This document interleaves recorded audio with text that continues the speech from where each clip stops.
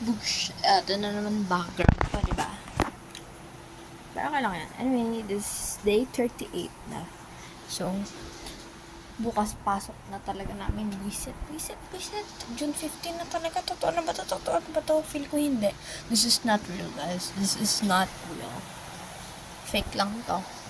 We're just dreaming. Ang totoo, kaka-start pa lang ng bakasyon. March pa lang. Oh my, pero anyway, magsisibilyan ako tomorrow.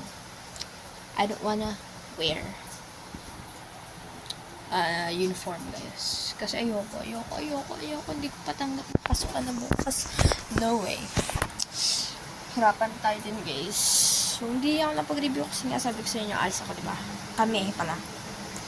And it's 11 something na. So, I don't have a time. Kasi halos 9 na rin kami nakauwi talaga. Oh my God. So, tomorrow, ewan ko. Kasi hanggang 1 lang yung pasok namin. So, baka. Tapos, yung nasalihan ko free lecture, yung ATP, meron sila ulit. So, mag-join ako doon. Kasi nga, malapit na talaga. Like, 40 days na lang. Cut na. Yeah, bro. So, yun lang, friends. Makikita niyo ako school girl. Yeah, pero nakasibilyan.